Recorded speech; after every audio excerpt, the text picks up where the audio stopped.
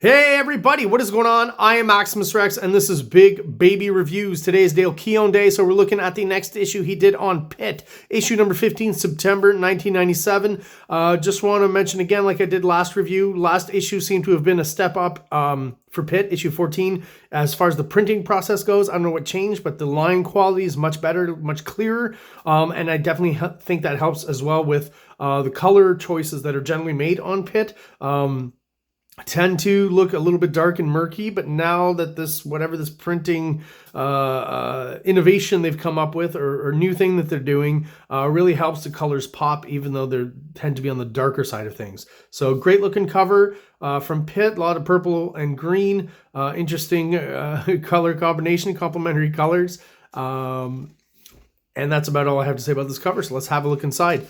Credits real quick. Pencils, inks, plot, Dale Keown. Plot, script, Richard Pace. Colors, Dale Keown, Richard Eisenhoven, Brad T. Hafey. And lettering, Chris Eliopoulos. So, if you remember last issue, PITT has been sent into kind of like a phantom zone kind of area in a kind of form of stasis. And that's where we find him here. Gotta say, this is a pretty interesting issue story-wise. Things kind of turn on a dime a little bit. You'll see as we get to near the end of the issue. I'll point out obviously what that is and what I'm talking about. But for now, basically what we got is another kind of inner journey, inner conversation within PITT's psyche, and we just don't have. This is the first issue where we just don't have a confrontation between two huge hulking monsters. You'll see some images of possible things, but other than that, there's no actual real conflict in this. So what this is Jerub, which was kind of the entity that was merged, with PITT at the beginning of the series, who helped him find Timmy on Earth.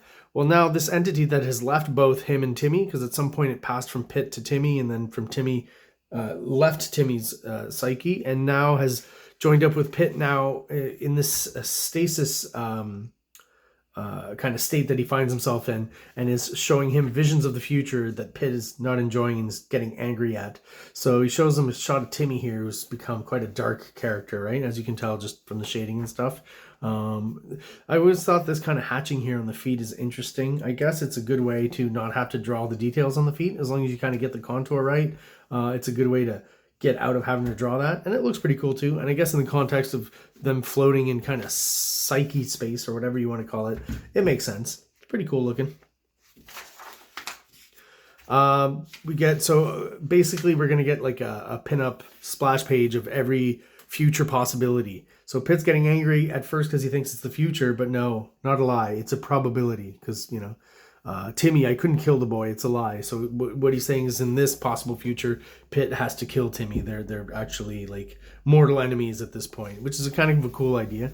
I don't know if that's going to come to pass. Again, these are all probabilities. So this issue is kind of a turning point. It gives you possible glimpses into the future, and then a quick turn directly into the future as we get to the end of the issue. And I think I'll explain why I think that was done as well when we get there. But yeah, other than that, I mean, the art is stellar as always. The colors, I mean, I don't know if this would work on just any comic, but for some reason I do find it works with Dale Keown's art and PITT as a character. And at this point, this has kind of been established as the color style of the series. So, you know, that's the aesthetic they're going for. It kind of works. I can't, it's hard for me to imagine anything else basically at this point.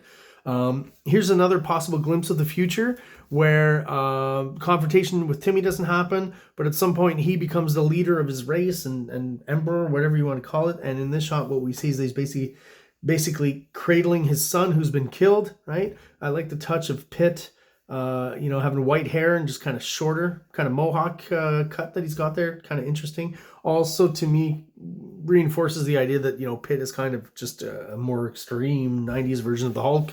I forget what his name was. Oh yeah, the Maestro. When you saw the Future Imperfect, right? The story that introduced this idea of the Hulk as like you know, a world conquering fascist, basically, I guess, in the future, right? And he's got the skullet and the beard and stuff. It's pretty cool. So kind of that idea, I guess, somewhat applied to PITT here as a future possibility in his storyline.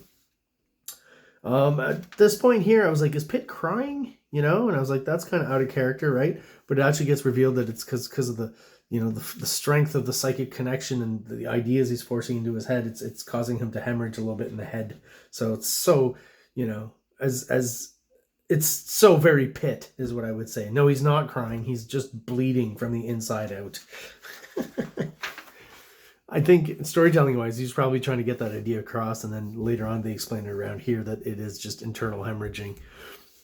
Interesting.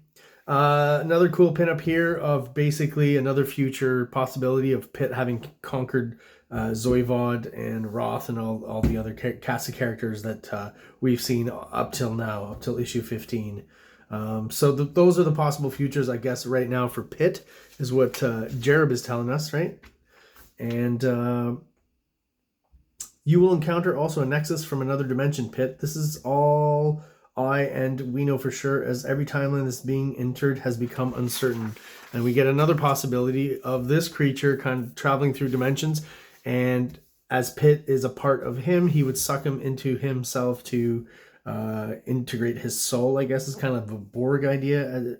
But his name is Urgrel Thol, so clearly of Lovecraftian inspiration, right? The interdimensional monsters that are going to destroy our reality, right? So more than your death, this creature desires more than your death, Pitt. It wants your soul.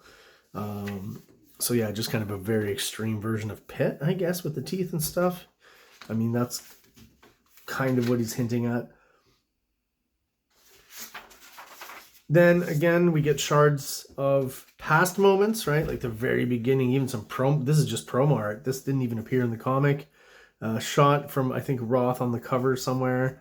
So again, shots maybe from the first issue or second issue when he's fighting some biker characters, somewhere around there. And then we got glimpses of the future as well. At least I think they are. So I guess maybe Dale Keown at this point is caught up in his deadlines and stuff. And he's actually got, you know, artwork from future issues appearing here. I guess we'll find out as we move ahead. But kind of a cool way to, again, introduce a bit from the past, a bit from the future. The whole concept of this issue is that. So like I said, it's quite a turn on a dime here for Pitt. And just wanted to mention that this kind of, you know, I guess version of Jareb, who's kind of the light child or whatever you want to call him, is probably, you know, based maybe on the Star Child a little bit from 2001: A Space Odyssey. It's always kind of the sense I get, you know, Kubrick, I think, almost just for a few seconds introducing that archetype visually, and, you know, tons of creators have used that idea since then. But I find it funny because I, you know, months ago I did a review of the Ultimate Warrior comic, which is crazy and insane, but, you know, I always enjoyed the Ultimate Warrior as a kid, as a wrestler, so I still think the comics are kind of worth looking at as just another example of how batshit insane he was and crazy and extreme. But definitely a character of the 90s, the Ultimate Warrior. Started in the late 80s, but I mean, yeah, check out his story. He's like an Image Comics character come to life, basically. But in that comic, there's, I think it's in issue 2 of the Ultimate Warrior. He kind of in a similar thing where he's on the astral plane and he meets and confronts his interior, his inner child, basically. And the representation is basically exactly the same as this. So I'm wondering if the artist of that series just kind of riffed on what Dale Keown was doing visually. And of course, the Ultimate Warrior, being that extreme 90s character I've told you about, ends up just tearing his inner child to shreds in the comic. Yeah, it's as crazy as it sounds, so you should check that out. So Pitt's going to be being sent back to Earth. We get a bit of a recap on what's happening with some of these characters who, at this point, some of the villainous characters introduced earlier in the series have conveniently kind of teamed up together and, you know, to be stronger, obviously, as a band of villains. And they've got some weird kind of creatures growing in here who, to me, resemble kind of that Pitt prototype, but I guess we won't find out till the next few issues what exactly that is. So a lot, like I said, this is really kind of a huge pivotal turning point for Pitt in as far as the storyline goes. Love all the hatching here, you know. People bitch about 90s comics and hatching and Image. I think Dale Keown is the guy who did it the best, you know. Even as put it against Jim Lee and Rob Liefeld and all those guys and their studio guys, he does it the best, 100% the best, and his is where I think it works the best too. Jim Lee always ends up looking a little bit stiff, and Rob Liefeld's early hatching was kind of interesting and energetic, but then it got too codified, and other inkers did it, and it got a little more West Coast looking, actually, more kind of that Jim Lee look, that Scott Williams look, which I don't like on Rob Liefeld. So Pitt, after it's been mentioned, I hope I said it somewhere in the review, but basically Pitt was in stasis for 5 years, right? And now he reemerges 5 years later. So by the Axiom characters, right, that we know from last issue. And this, I forget her name, the lady dinosaur character, but she's the one who actually put him in stasis. So he's looking for Timmy. So yeah, it's been 5 years. And I think one of the reasons they did this, partially to kind of move the story along and do something a little bit different than what was going on up to this point, shake things up a bit, is the fact that the series, it's funny because I mentioned it last issue, or last review rather, or maybe the review before, anyways, a couple of past issues somewhere in there, that it felt like the story just with Bill Clinton and, Bill Clinton and Ross Perot, the elections, was still taking place in 1992, right? And the comic was actually being printed in 1997. So I think another reason for doing this is just to bring everything up to speed, continuity-wise, to the actual year that we're in at this point when it's being published, 1997, right? So, you know, publishing a comic in 1997 that's still taking place in 1992 is kind of, you know, in a way, weird way, admitting that you're not hitting your deadlines, or you know, issues aren't coming out very often. So maybe a way to get away from that stigma as well that Pitt had. Because unfortunately, Pitt had that at the beginning, and it kind of, I'm sure, didn't help with the sales, you know, after issue 1. And once he got his shit together, Dale Keown was doing a pretty solid job. I don't think it was monthly, but, you know, a fairly regular schedule that if I had known, you know, Dale Keown's like, hey man, you know, I'll put 3 or 4 issues out a year. You know, that's kind of, I can do that. I would be down for that as long as they came out every, you know, 3 months, 2 months, whatever the delay was there, right? So I just, you know, tapped out a Pitt way earlier than that. And now, like I said, having recollected the whole series, I do think it would have been fun and worthwhile to read it then, but, you know, I'm doing it now. And here's where we got the Terminator trope coming in, because it's 5 years in the future. Timmy's now a teenager. He's got the John Connor haircut.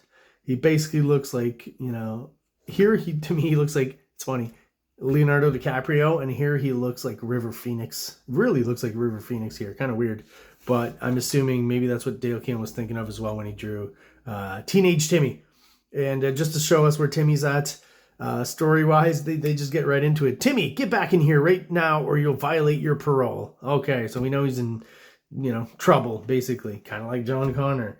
And so he's walking away, and I guess this is parole officer. He's like, oh, I give up, you know. And he throws his lighter away because he needs the lights not working. And I guess Timmy's, you know, honed his powers and stuff, and now he's just used it to have a few cars explode. So he's got a bit of fire to light a cigarette. A little bit excessive if you're trying to be discreet, but, and with the cheesy line, and they say cigarettes can kill you. Wow. That's pretty 90s, that whole moment. And it's a cool guys walking away from explosion kind of thing, right? They don't look back. What's that song? Look it up on YouTube. So got some interesting fan art here. I like this because it's different. Very graphic, interesting sense of design. Looks pretty cool. I like it. Other than that, I don't see much that's interesting. Not bad here. Kind of a different looking Pitt. Pitt and Hulk fighting. I'm not sure how cool Marvel would have been at that time to have Dale Keown print that in here. Again, at the number of issues he was selling by this point, maybe it wasn't a huge problem. I don't think he was selling as many as, say, Pitt #1. Yeah, again, a lot of these are always kind of just copied from some of the shots in the comic, so this one's fun, though. Again, that I feel is like more original, if a little bit more amateur. Still fun, though. Yeah, these colored ones also, like, I guess the slightly more amateurish art benefits from the colors on these two, but I don't feel like it's super professional. Not that it's horrible. I'm curious about this just because it doesn't feel like a Dale Keown drawing, Pitt #16. But I do think Dale Keown drew it. This looks like David Finch or something drew like a Pitt face. If I had to guess who did this, because there's a blur on it and everything, but with the kind of hatching I'm seeing, I would guess David Finch, but I don't know for sure. More so than Mark Silvestri, but David Finch first, Mark Silvestri second. I'm curious if we're going to get to see that image next issue. The Pitt poster, looks pretty cool. I would have been happy to get that back in the day. All right, guys, there you go. That is my review of Pitt issue number 15. If you are subscribed and you're still watching, thank you so much for being there. I appreciate it. If you're watching but you're not subscribed, please do so below. It's going to help us on the road to 500 subscribers. That's the point at which YouTube officially recognizes you as an actual YouTube channel. And we're trying to get there faster rather than later, I guess. It's not the expression, but I'm going to say it that way. So everyone watching out there, thank you so much for checking out the vids. Hope you enjoyed the review and have yourself an awesome day. Like, subscribe, like, subscribe.